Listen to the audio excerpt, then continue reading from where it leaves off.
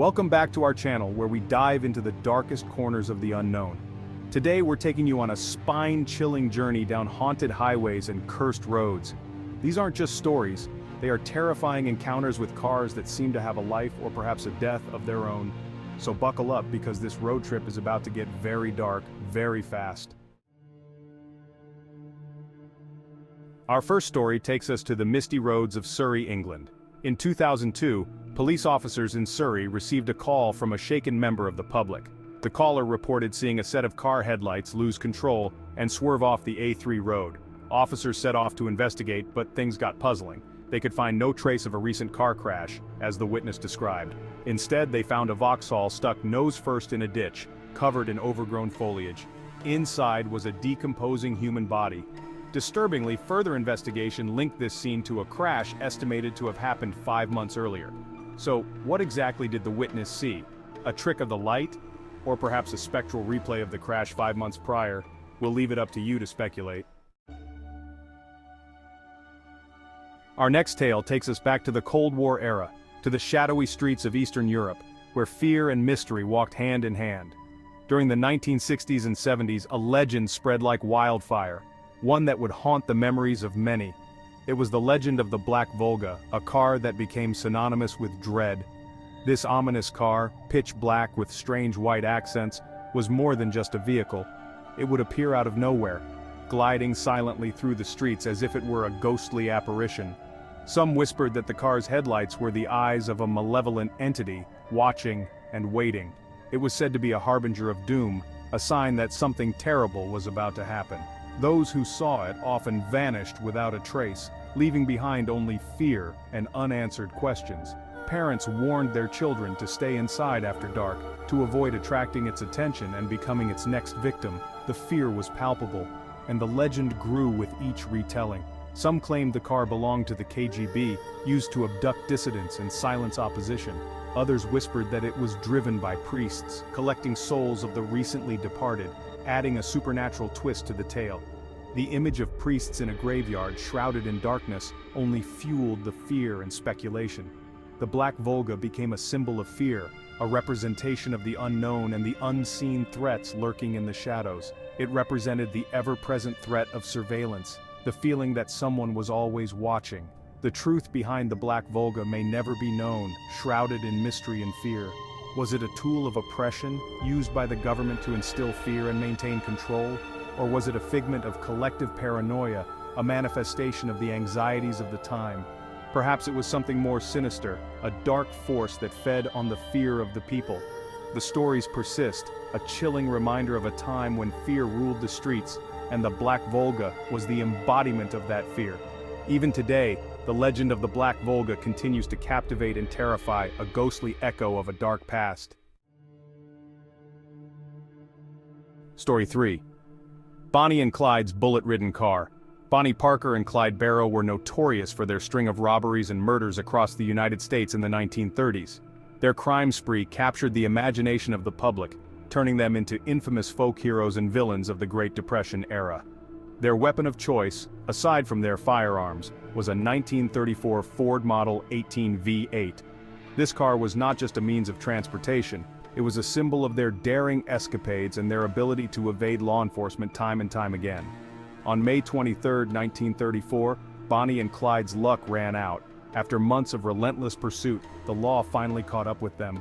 While driving down a rural Louisiana highway, they were ambushed by a posse of lawmen. The officers, who had been lying in wait, were determined to end the duo's reign of terror once and for all. The officers unleashed a hail of over 100 bullets into the Ford, riddling the car and its occupants with lead.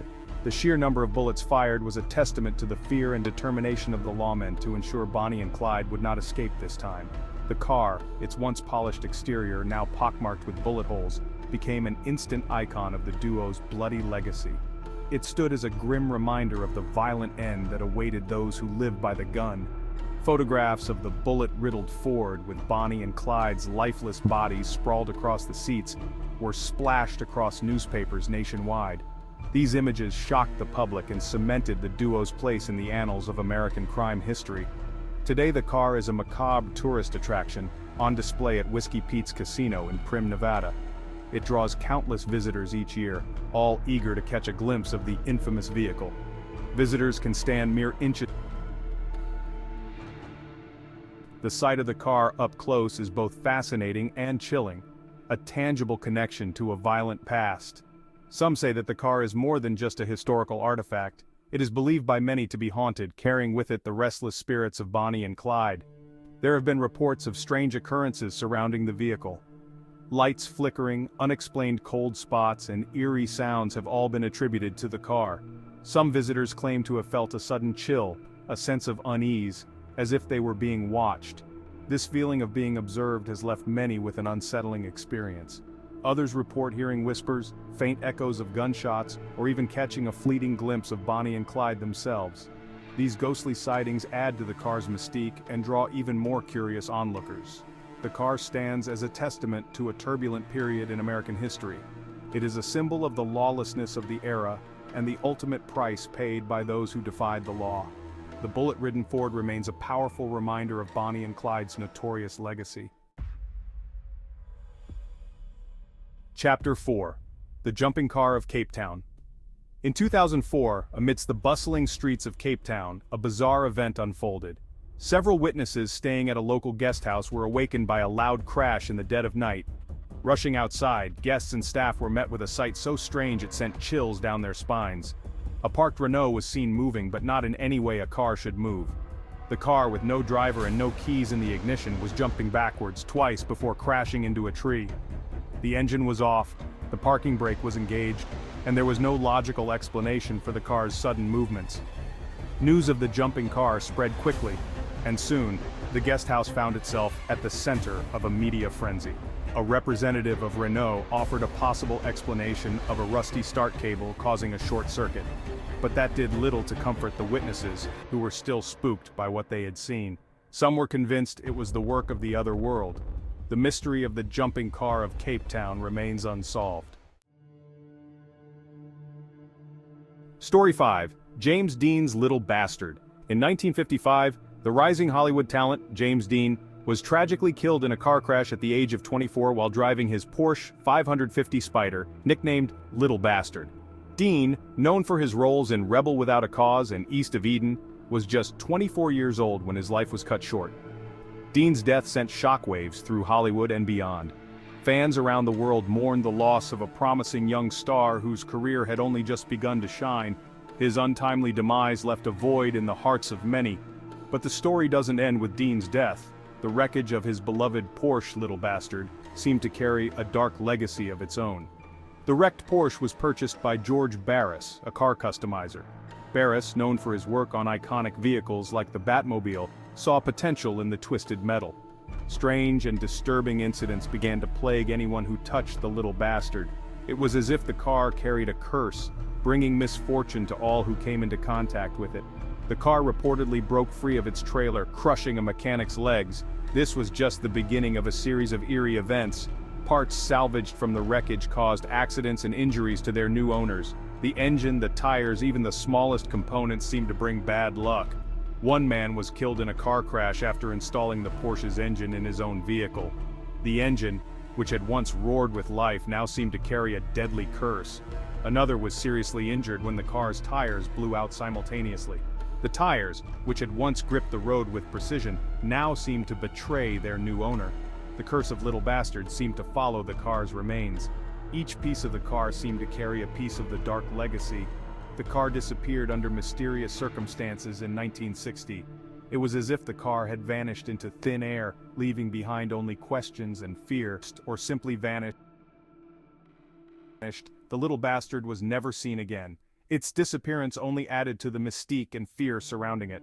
Some say the car's disappearance is just another chapter in its cursed history. The legend of the Little Bastard continues to haunt those who remember it.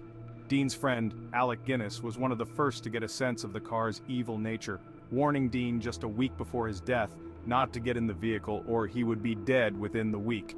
In his unpublished diaries, Guinness even wrote that the car looked sinister. Unfortunately, his predictions and sense of foreboding were proven right. The legend of James Dean's Little Bastard serves as a chilling reminder that some objects hold a dark power. The story of the little bastard is a testament to the eerie and inexplicable events that can surround certain objects, leaving us to wonder about the true nature of their existence. As our haunted road trip comes to an end, I hope you're still with us, both in mind and spirit. The stories we've shared tonight are more than just tales of metal and machinery. They are a reminder that the things we own can sometimes hold a power all their own. If you enjoyed this journey through the dark corners of automotive history, be sure to hit that like button and subscribe for more chilling stories. And remember, if you ever feel a strange presence in your car, don't ignore it, because some journeys never really end. Until next time, keep your headlights on and your doors locked.